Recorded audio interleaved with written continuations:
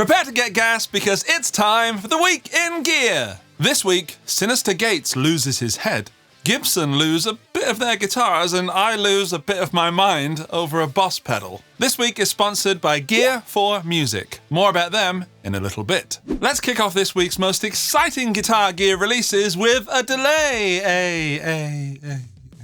Nobels, famous for creating the most popular overdrive in Nashville, have released a delay pedal. It's called the Del Mini, a pocket-sized delay pedal that's punching way above its weight. First off, it's rocking 3 delay modes: tape, analog, and digital. So whether you're channeling some vintage slapback or diving into those pristine modern repeats, this pedal should have you covered. True bypass or buffered bypass? Your choice, because it does both. Oh, and the knobs are glow in the dark, so you can see things when you're tripping over that, in your bedroom. But you do get Mounty P mounting plates, which is a fantastic name that I didn't know existed until today. And those are the bicycle chain looking things that you can screw to the pedal and then screw to the pedal board for a more permanent installation. Regardless of how good a delay is, I always feel a little bit lost without a tap tempo. And if you hold down the bypass foot switch on this delay for about 2 seconds, it becomes a tap tempo, which I think is rather genius and very necessary. And finally, despite it being a micro pedal, the Nobels Del Mini can run in mono or stereo, in and out. And I actually think this might be the most useful feature I've seen on a micro delay pedal. So, well, not most useful, but most surprising. Oh, it's stereo. The price is a rather attractive 99 notes, and there are, of course, links in the video description. Now, I'm a firm believer that everybody should have a Boss DS-1 in their pedal collection. I might have taken that to the extreme because I have over a dozen in what I call my Boss DS-1 box. In fact, there's one right here. This is just one of my many. It just stays on or near my pedal board at all time. And I need to make space in that DS-1 box for one more because Boss have released the DS-1 WH limited edition distortion. What makes this different to the regular standard Boss DS-1, Andy, I hear you cry?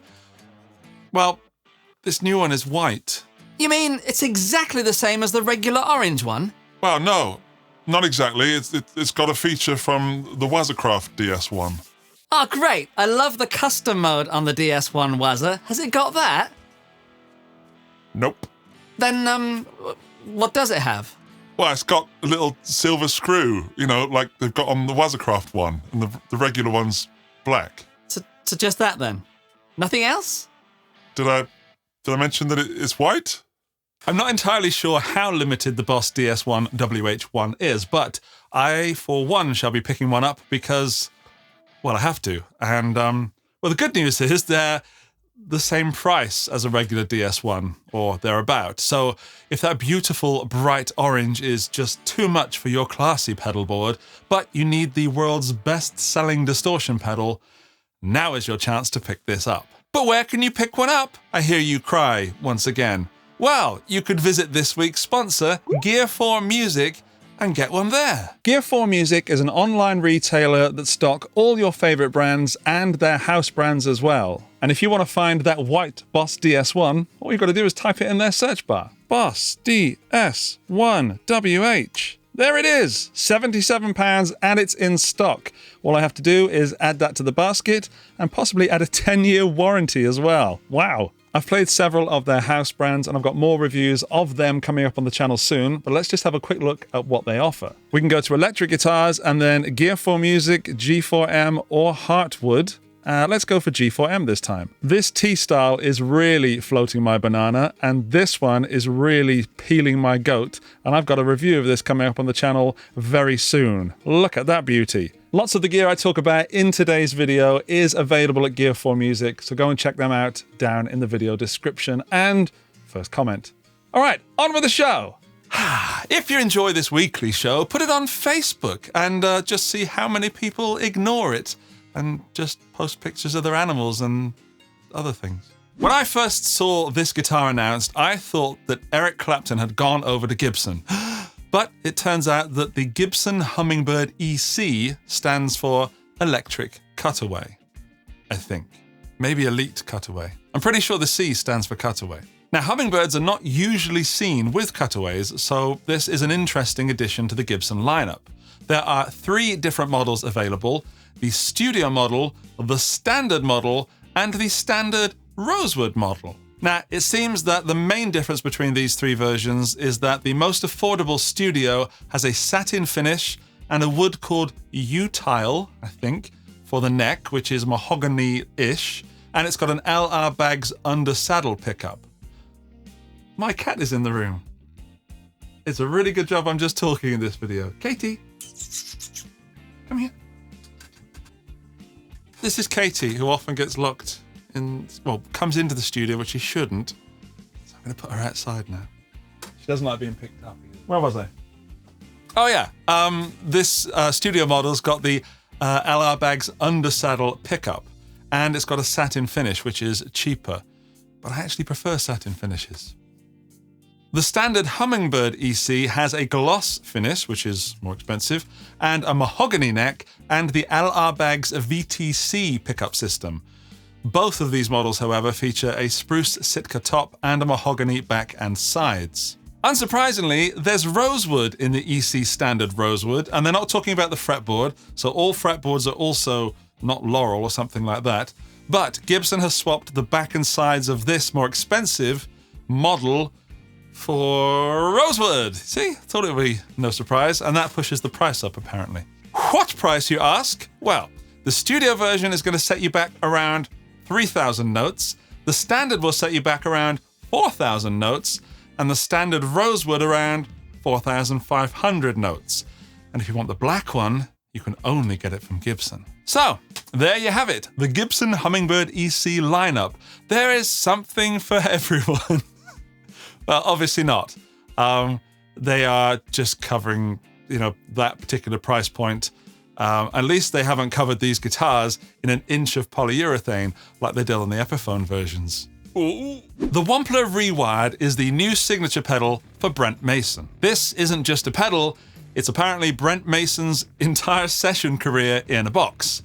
2 independent channels, overdrive and distortion, give you everything you need from a little subtle boost to a full-on harmonic chaos, and you can stack them in any order. Well, one of the 2 orders, thanks to the handy little switch. It's got dual inputs and outputs, so you can run it however you like. Mono, stereo, or something unnecessarily complicated if that's your vibe. It's small and it's clever, and its aim is to make half your board redundant. How dare it? I took a listen to the demo video where Brian and Brent hang out and play, and there is some very good music being made in there and some great sounds. But I do wonder how many of them are coming from the pedal and how many are coming from Brent's fingers. So I would very much like to try this pedal out to see what these fingers could do with it. I know the last thing we probably need is another overdrive and distortion pedal, but there always seems to be room for just one more. And considering this is a double pedal that's built in the US of A, its asking price of 279 notes is, I think, more than fair. But I also saw that if you buy them direct from Brian Wampler's website, you get a nifty little discount. Cheers, Bri!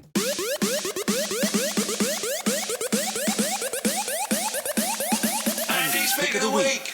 My pick of the week is the new Synyster Gates Custom 7 TR Headless from Schecter. Just take a look at it. I know.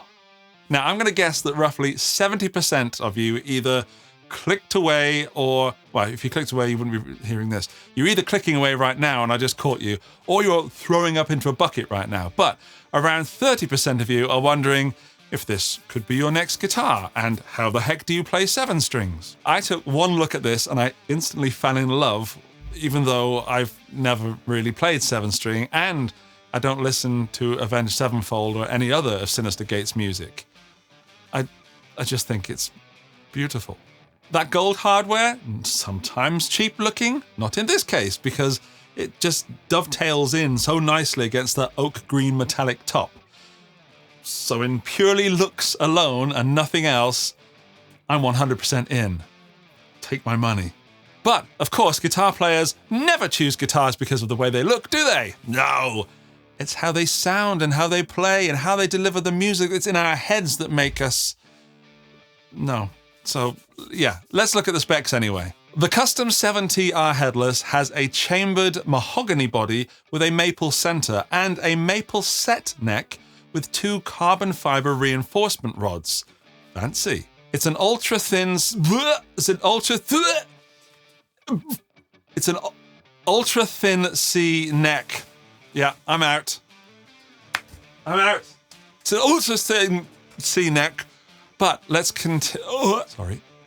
Some of you are watching this on a TV with maybe your family, and I've just made them say, "Who is that idiot on your TV?" Anyway, it's me, Andy. Hello. This is a guitar channel. We talk about stuff you definitely need. That fretboard is 16-inch radius, and it's got 24 jumbo gold frets, and it's a 26.5-inch scale length neck that's ultra slim C or whatever it was. The pickups are Synyster Gates' signature humbuckers, and that bridge is a hip-shot 7-string headless trem system, which is maybe the most interesting part of it, and I'll tell you why in a moment. It comes with a hard case, and that's pretty good because it is really expensive. I've seen prices from anywhere from 2.3 thousand notes to 3,200 notes. And considering the fact the guitar is made in Indonesia, I think I'm not going to be alone in saying that, dear God, that price is a nightmare. However, the bridge. I hope it kickstarts Ibanez's journey into adding a trem to the Q series, because they seem to be taking their time doing it. And the Ichikanito Q series is one of my favorite guitars ever. If it had a trem system, it might be one of my ultimate favorite guitars. It knocks it up like 10 places. This is my price of the week because, quite simply, I think it's the prettiest looking guitar and guitar gear released in the last 7 days. But from a purely practical point of view, I don't play 7-string, I haven't got that kind of money to spend on a guitar, and I'm not a fan of the artist. Sure is pretty, though. I'm going to do that new section again, which is Comment of the Week, or Geek of the Week, if you will. And this time I've chosen something not as complimentary as I did last week. Here it is. Cambodian NZ comments, 145. What's the actual argument as to why anyone should respect your subjective opinion of what is and isn't over the line? You're just making arbitrary assertions here. What's the actual argument? Hello, Cambodian NZ. I've not seen you comment before, so welcome to the channel. I'll give you 3 answers to your points, and you can choose which one you want. Number 1, the saucy one. It's my channel. I do what I want, all right? Number 2, the cowardly one. I'm so sorry. Please subscribe to my channel. I need you, Cambodian NZ. Without you, my world is nothing.